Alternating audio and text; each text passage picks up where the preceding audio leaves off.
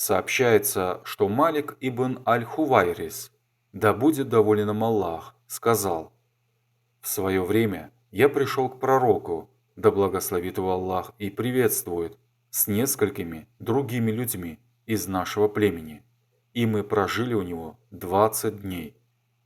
Он был добр и мягок с нами, и когда он увидел, что мы стали тосковать по своим семьям, он сказал: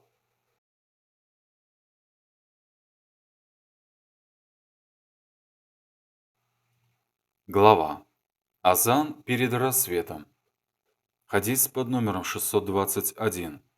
Передают со слов Абдуллы ибн Масуда, да будет доволен им Аллах, о том, что однажды пророк, да благословит его Аллах и приветствует, сказал: «Призыв к молитве, возглашаемый Белялом ночью, ни в коем случае не должен мешать вам есть перед рассветом, ибо он произносит слова азана, чтобы отвлечь бодрствующих из вас». Иначе говоря, чтобы напомнить занятым ночными добровольными молитвами о том, что необходимо отдохнуть и поесть перед рассветом, и разбудить спящих, а не для того, чтобы сообщить о наступлении времени утренней молитвы, после чего он сделал знак пальцами, сначала подняв их вверх, а потом опустив вниз. И Ибн Масуд показал, как он сделал это. Аз-Зухайр, один из передатчиков этого хадиса, также сделал знак двумя указательными пальцами, сначала положив их друг на друга, а потом разведя направо и налево от себя. Он сделал это, желая показать, как занимается заря по всему горизонту. Хадис под номером 623. Передают со слов Айши, да будет доволен ею Аллах, что пророк, да благословит его Аллах и приветствует, сказал: «Поистине, Билял произносит азан ночью, поэтому продолжайте есть и пить, пока призыв не начнет возглашать Ибн Мактум». Глава. Сколько времени должно пройти между азаном и икамой, и разъяснение положения того, кто ожидает объявления о начале молитвы икамы. Хадис под номером 624. Передают со слов Абдулла ибн Мугаффаля Аль-Музани, да будет доволен им Аллах, о том, что как-то раз посланник Аллаха, да благословит его Аллах и приветствует, трижды сказал: между каждыми двумя призывами, иначе говоря, между азаном и икамой, молитва, а потом добавил: для того, кто этого пожелает. Хадис под номером 625. Сообщается, что Анас ибн Малик, да будет доволен им Аллах, сказал: обычно, когда муадзин возглашал азан, люди из числа сподвижников пророка, да благословит его Аллах и приветствует, вставали и спешили к столбам, опережая друг друга, до тех пор, пока не выходил на молитву пророк, да благословит его Аллах и приветствует. И в таком положении они совершали молитву в 2 раката перед закатной молитвой, а между азаном и икамой не было ничего. То есть между азаном и икамой было лишь столько времени, которого было достаточно для совершения добровольной молитвы. Глава. О том, кто ожидает икаму. Хадис под номером 626.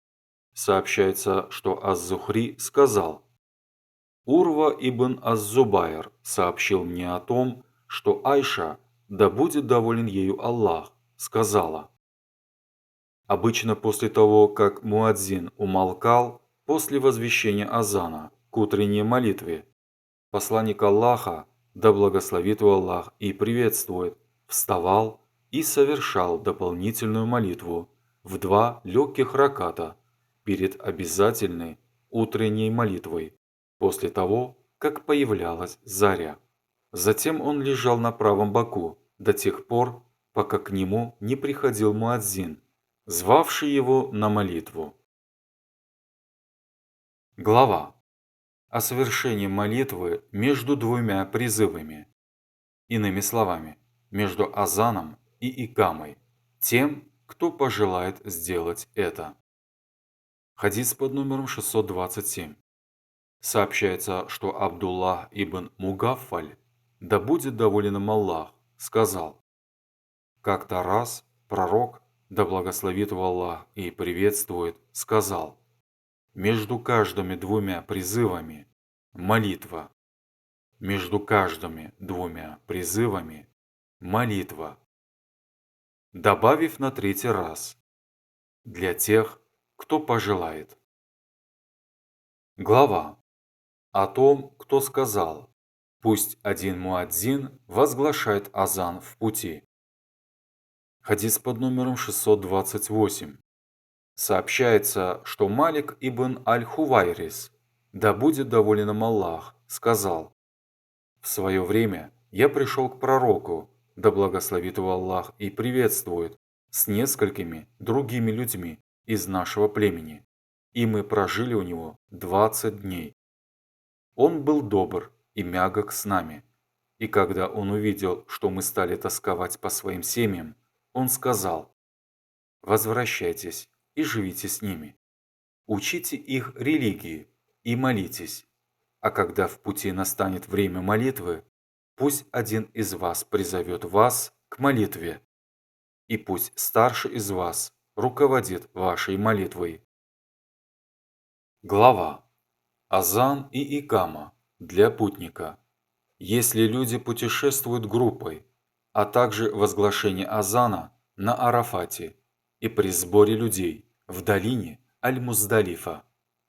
И слова муадзина: совершать молитву в своих жилищах в холодную или дождливую ночь. Хадис под номером 629. Сообщается, что Абу Зар сказал: однажды мы находились в пути с пророком, да благословит его Аллах и приветствует, и когда муадзин захотел возвести азан к полуденной молитве, он сказал ему: отложи. Затем позже он захотел возвести азан, но он снова сказал ему: отложи. Затем позже он опять захотел возвести азан, но он снова сказал ему: отложи. И это продолжалось до тех пор, пока тени холмов не сравнились с ними, после чего пророк, да благословит его Аллах и приветствует, сказал: поистине жара усиливается из-за расширения ада. Хадис под номером 630. Сообщается, что Малик ибн Аль-Хувайрис, да будет доволен им Аллах, сказал: как-то раз двое людей, собравшихся в путь, явились к пророку, да благословит его Аллах и приветствует, и он сказал им: когда будете в пути, сначала произносите азан, потом икаму, а потом пусть старший из вас станет для вас имамом.